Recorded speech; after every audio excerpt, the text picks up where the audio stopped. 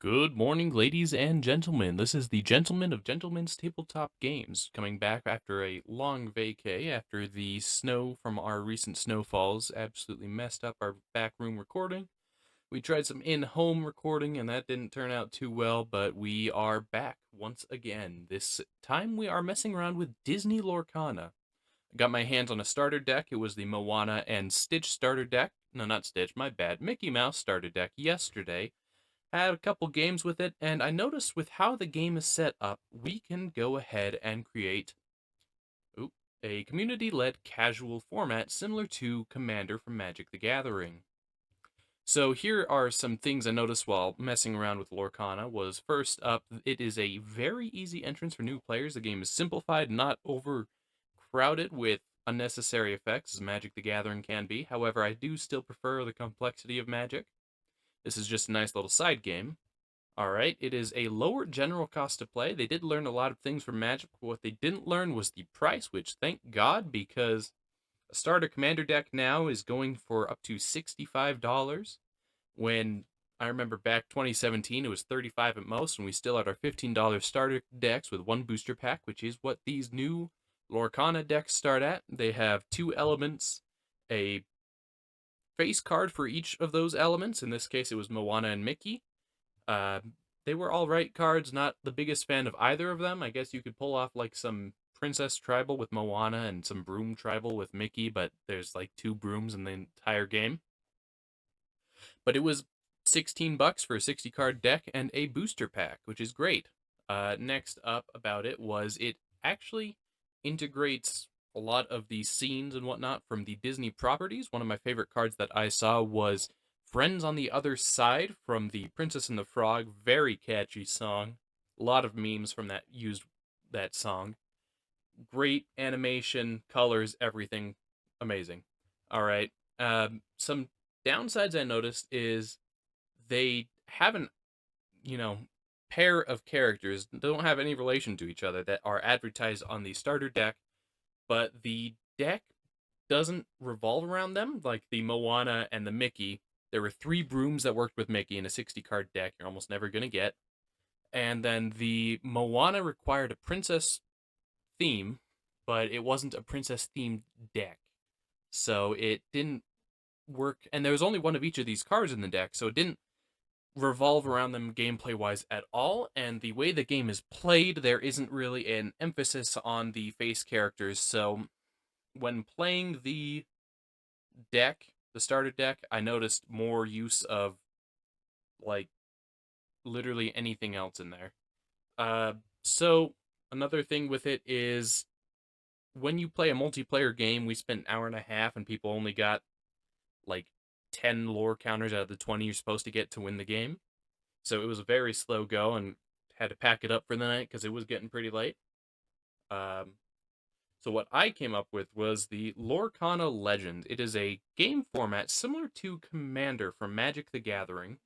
60 exactly 60 cards. It is based on the 60-40 model of lands to non-land ratio for Magic. I know it's not 40 lands you're supposed to run, usually around 34 to 66, but it is still a decent ratio, especially since there aren't any lands in uh, Lorcana.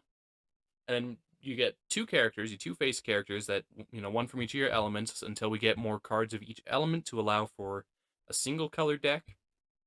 They stay in the castle, which would be the command zone for this point of reference.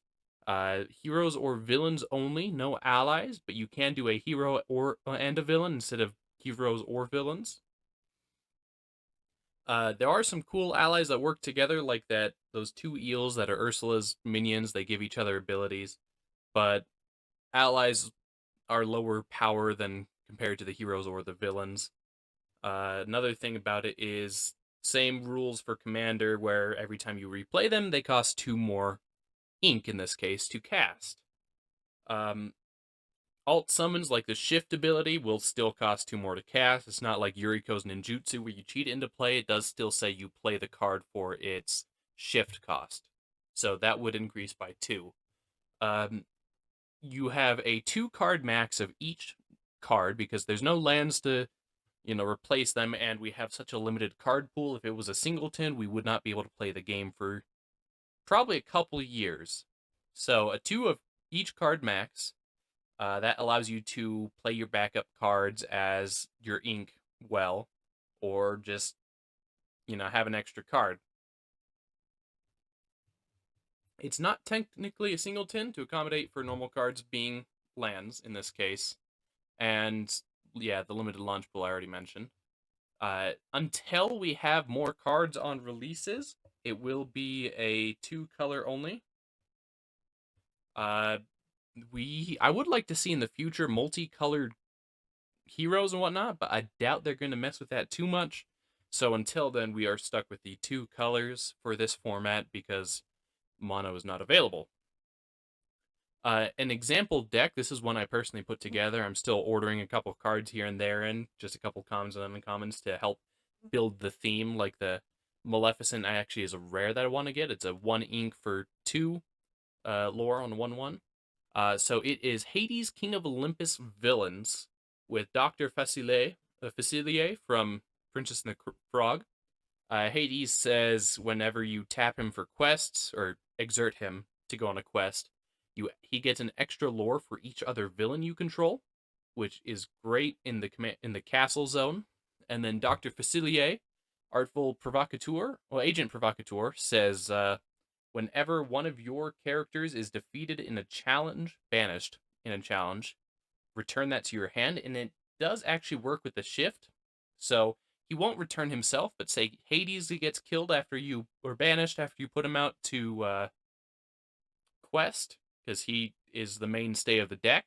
It will bounce both Hades, the one you shifted onto, and himself.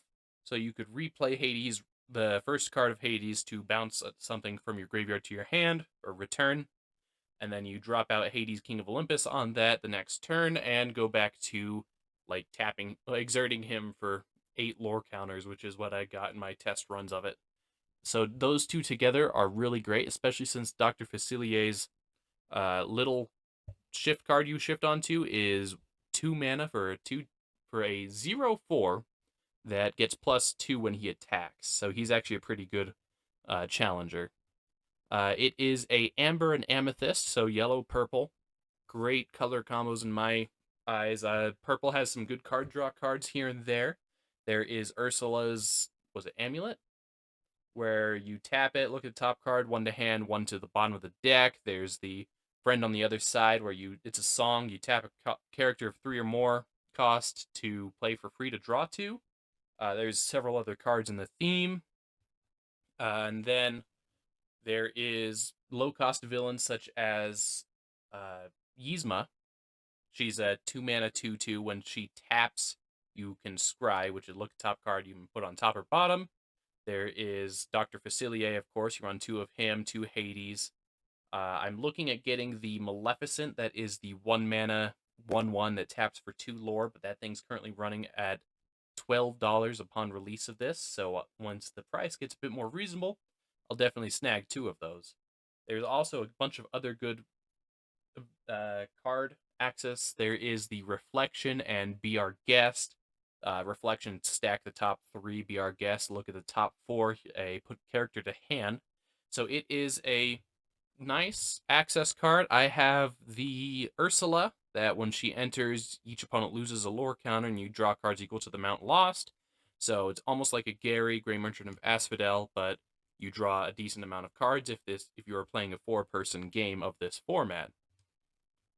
So you can create your own stories with your own combos. You don't have to run the villain or hero. You can do, say, Hercules and Hades, but Hades' main theme is for villains, so that wouldn't be the best combo, but it is an available combo. One of my favorite cards I've seen get played is Stitch, the Shift Stitch, because you can tap creatures as they enter to draw a card, and you just run a bunch of low-cost creatures. You play them for 1 mana, tap them, or 1 ink, exert them, and draw a card. All these overlapping keywords are messing me up a bit. And you just chain that back and forth, and you draw your combos, what you need. Maybe if you're running little low-cost villains, you drop out Hades, because that Stitch is in the same color as Hades, which is amber? Yes. And you just play those both out and tap Hades for the win. There are a bunch of other cards. Tematoa is a really cool one. He works with artifacts. There's a bell that is the same color. It's sapphire, I believe. So unfortunately, in this edition, we will not be able to run that as a Legends deck, but in later editions, it could be pulled off. There are other many plethora of options available. So with a healthy lineup of heroes and villains, you can create your dream team, but monocolored's a bit out of the window right now. And I would like to thank you all for watching this short video of a new format for Disney Lorcana, community-led. Currently, at this moment, there are no bans because there's no bans in the main format, and this is going to be a little less of a stress test game.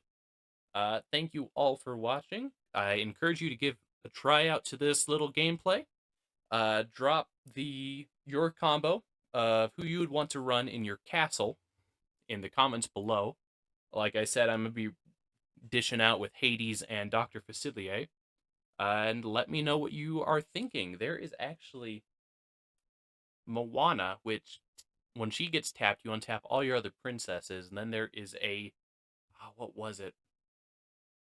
Oh, wait, no, she's the same color. I think it was Cinderella. You tap her to heal 3 off somebody, but they're both the amber color, so it won't be able to be run this time. But yeah, there's a lot of fun combos that can be pulled off. Maybe do a double Captain Hook with the red one and the steel one. And other than that, thank you all for watching. Drop your combos of who you are running in your castle in the comments below if you'd like to give this a test. Just remember, it is the Legends format for Disney Lorcana. If you end up using it on the video, on a gameplay video or wherever, just let people know where you got it from. Don't steal it, please. This is the Gentleman's Tabletop Games, signing out.